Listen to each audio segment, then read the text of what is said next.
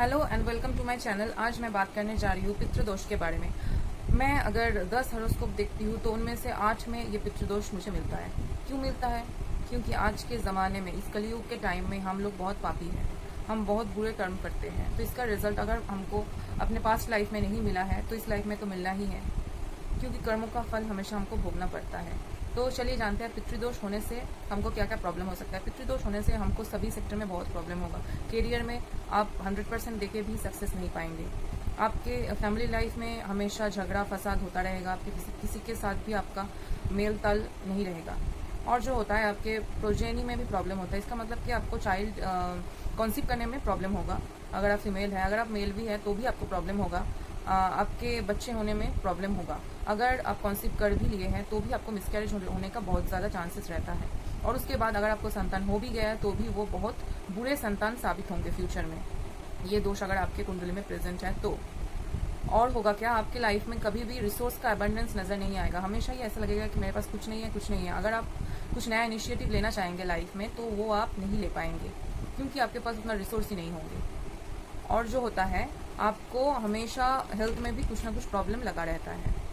तो हम अभी जानेंगे कि कुंडली में कौन से प्लैनेट के पोजीशन की वजह से ये होता है। तो ये मेनली राहु से रिलेटेड है। अगर आपके राहु किसी भी खराब पोजीशन में है तो भी ये हो सकता है, पर इसका सीवियर फॉर्म हमको दिखाई देता है अगर सन मून राहु एक साथ हो 7th हाउस पर। और एक हम दिखते हैं इसके साथ अगर सैटर्न का भी कॉन्जंक्शन हो किसी भी हाउस में तो भी ये बहुत बुरा इफेक्ट देता है। और केतु सैटर्न वेनस राहु अगर 5th हाउस में हो, केतु 4th हाउस में हो, मरकरी और केतु 1st और 8th हाउस में हो, वेनस मरकरी एंड राहु अगर 2nd 5th या फिर 9th हाउस में हो या फिर 12th हाउस में होने से भी ये हो सकता है। सन मून मार्स अगर 10th और 11th हाउस में हो, मून और मार्स अगर 6th हाउस में हो, और अगर आपके असेंडेंट लॉर्ड अगर 5th house 8th house 10th house में अगर यूनाइटेड हो सैटर्न राहु केतु या और फिर मार्स के साथ, तो भी ये जोग पैदा होता है। और इसको हम जोग से बेहतर है अगर दोष कहें तो ही बेहतर है, क्योंकि इसका कोई भी मतलब पॉजिटिव साइड है ही नहीं। मंगल को हम दोष कहते हैं पर उसका कुछ अलग अलग फायदेमंद पॉइंट भी होता है, पर ये पितृदोष का कोई भी फायदेमंद पॉइंट नहीं होता है, तो इसको दोष कहना ही बेहतर है। तो अभी हम जानते हैं कि पितृदोष क्यों होता है। पितृदोष होता है हम खुद या फिर हमारे एंसेस्टर्स अगर अपने पूर्व जन्म में कुछ बहुत बुरा कर्म किए हैं तो भी होता है। अगर कोई क्रिमिनल रिकॉर्ड हो, आपने क्रिमिनल ऑफेंस कुछ किया है या फिर नोइंगली अननोइंगली किसी का बहुत बड़ा क्षति कर दिया है तो भी होता है। और अगर आप अपने बुजुर्ग, अपने पिता माता परदादा दादा इन लोगों का ख्याल नहीं रखे हैं तो इसके लिए भी आपको ये दोष हो सकता है। अभी हम आते हैं इसके रेमेडी पर।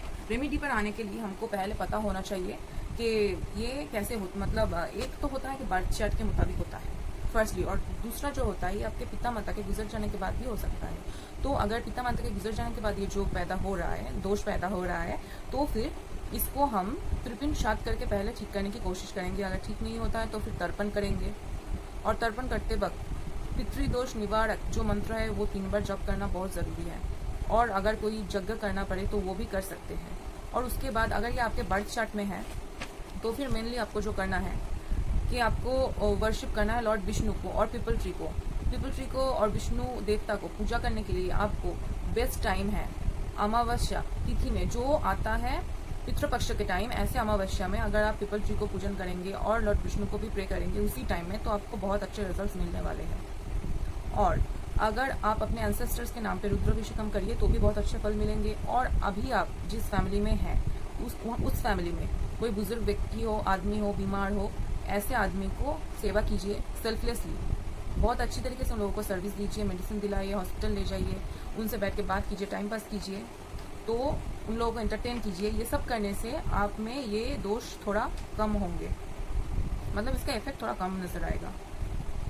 और जो है ये बहुत इंपॉर्टेंट पॉइंट है कि हमारे शास्त्रों में हम कौवे को हमारे एंसेस्टर के साथ रिलेट करते हैं, तो इसलिए बहुत इंपॉर्टेंट है कि आप कौवे को खाना खिलाइए। खाना खिलाने में इंपॉर्टेंट पॉइंट जो है वो है कि आपको उन लोगों को राइस खिलाना है और उसमें थोड़ा घी मिला के देना है। तो ये सब करने से आपका ये जोग बहुत हद तक कम हो सकता है। Thank you.